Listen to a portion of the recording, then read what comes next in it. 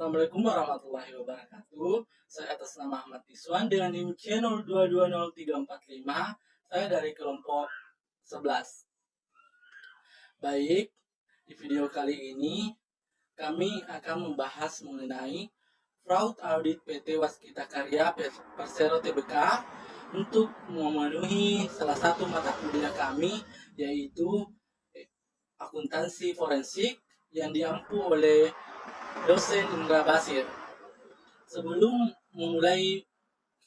kita masuk di pembahasan, saya persilahkan kepada masing-masing teman kelompok saya untuk memperkenalkan diri.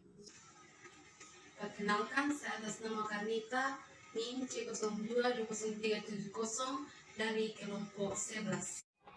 Assalamualaikum warahmatullahi wabarakatuh. Perkenalkan, nama saya Nafisa S, NIM C022059 dari kelompok 11. Assalamualaikum warahmatullahi wabarakatuh. Perkenalkan, nama saya Nur Fadila Yunia dengan NIM C0220-536 dari kelompok 11. Kita topik pembahasan yang pertama itu profil perusahaan, kedua kasus, ketiga pihak yang terlibat, keempat analisis perspektif hukum, kelima penyelesaian kasus, dan keenam itu dampak. Yang pertama itu adalah profil perusahaan. PT Waskita Karya berdiri sejak 1 Januari 1961. Perusahaan yang membidangi usaha jasa konstruksi, industri realty, dan perdagangan.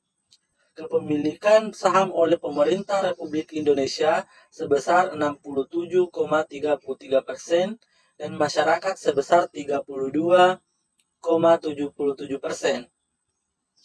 Saham perseroan yang telah dicatatkan di Bursa Efek Indonesia pada tanggal 19 September 2012 dengan kode saham WSKT.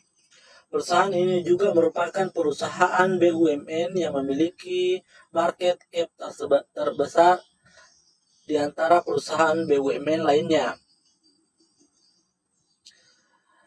Kedua, yaitu kasus PT Waskita Karya Persero Tbk. Manipulasi laporan keuangan Waskita Karya sejak pertengahan Agustus 2009.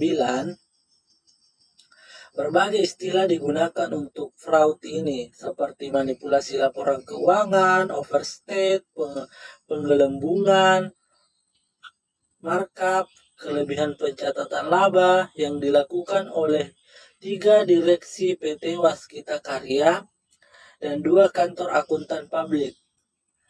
Kementerian Negara BUMN menonaktifkan 2 direktur PT Waskita Karya terkait kasus kelebihan pencatatan pada laporan keuangan 2004 sampai 2008 ketika mereka melakukan IPO pada tahun 2008. Lanjut, kasus penggelembungan aset di PT Waskita Karya Persero ini mencuat ketika terjadi pergantian direksi. Direktur utama pengganti tidak menerima begitu saja laporan keuangan manajemen laba dan kemudian meminta pihak ketiga lain untuk melakukan audit mendalam atas akun tertentu.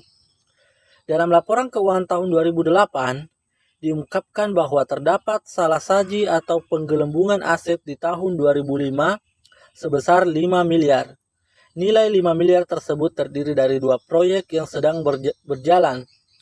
Proyek yang pertama adalah proyek renovasi kantor Gubernur Riau. Proyek ini dimulai pada tahun 2004 dan sudah selesai 100%. Nilai kontrak sebesar 13,8 miliar, namun pada akhir tahun 2005 terdapat pekerjaan tambah kurang senilai 3 miliar. Sampai dengan akhir tahun 2008, saldo tersebut masih muncul di neraca perusahaan sebagai tagihan bruto pada pemberi kerja. Proyek yang kedua adalah proyek pembangunan gelanggang olahraga Bulian Jambi. Nilai kontrak sebesar 33 miliar 998 juta rupiah dan PT Waskita Karya Persero mengakui pendapatan kontrak dari progres tersebut sebesar 2 miliar rupiah. Saldo tersebut masih outstanding sampai dengan akhir tahun 2008. Kontrak itu diputus oleh Pemda Batanghari karena dianggap ditandatangani oleh pihak yang tidak berwenang. Ada kasus penggantian bupati. Sebagai gambaran tentang berapa besar materi kas nilai dugaan penggelembungan aset pada tahun 2005, nilai aset PT Waskita Karya Persero adalah sebesar 1,6 triliun rupiah. Dan nilai yang diduga digelembungkan oleh manajemen pada tahun 2005 adalah sebesar 5 miliar rupiah atau sebesar 0,3% dari nilai aset tersebut. Dalam laporan keuangan PT Waskita Karya tercatat pada tahun 2008 memperoleh laba sebesar 163,4 miliar, pada tahun 2009 memperoleh laba sebesar 307,1 miliar. Berdasarkan data tersebut, angka laba yang diperoleh oleh PT Waskita Karya masih relatif kecil jika dibandingkan dengan perusahaan lain yang sejenis. Jadi, PT Waskita Karya harus terus melakukan pembenahan manajemen sehingga akan menghasilkan kinerja yang lebih baik. Salah satu contoh yaitu melakukan restrukturisasi. Perusahaan ini memiliki prospek yang baik ke depannya apabila perusahaan memperbaiki kinerja perusahaan sehingga dapat mengoptimalkan sumber daya yang dimiliki perusahaan. Materi yang ketiga yaitu pihak yang terlibat. Ada 3 orang direksi PT Waskita Karya, yaitu yang pertama Umar TA, kedua Bambang Marsono, dan yang ketiga itu Kiming Marsono. Dan ada kantor akuntan publik. Kantor akuntan Helianto merupakan auditor pembukuan keuangan PT Waskita Karya pada tahun 2003 sampai 2005. Kantor akuntan Ishak, Saleh, Swendo, dan rekannya melakukan audit laporan keuangan pada tahun 2006 dan 2007. Keempat yaitu analisis dari perspektif hukum.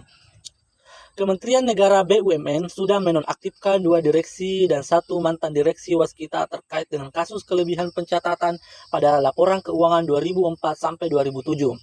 2 direksi Waskita yang sudah dinonaktifkan antara lain Bambang Marsono dan Triatman. Sementara 1 mantan direksi Waskita yang dinonaktifkan adalah Kiming Marsono yang kini menjabat sebagai Direktur Utama PT Nidya Karya. Keputusan Menteri Keuangan Republik Indonesia dalam membekukan kantor akuntan publik yang terlibat dalam kasus fraud PT Waskita Karya tersebut. Dan yang kelima itu penyelesaian kasus fraud PT Waskita Karya.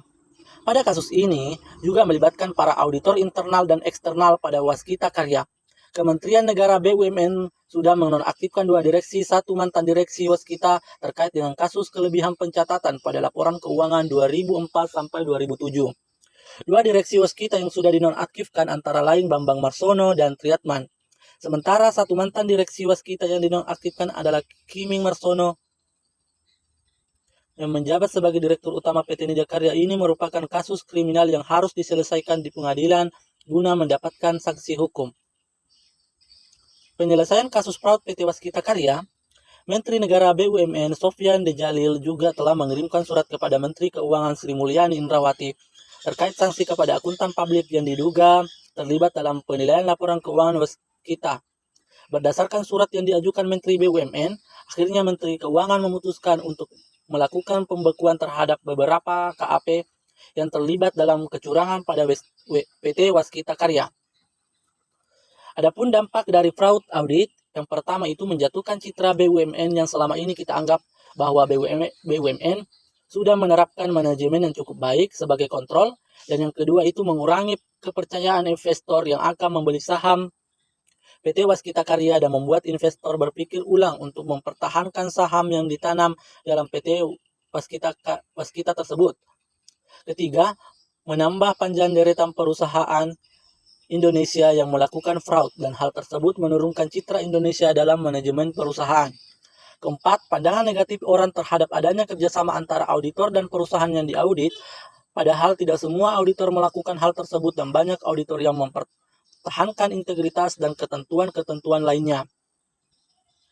Saya rasa itu yang bisa saya jelaskan terkait fraud audit PT Waskita Karya Persero Tbk.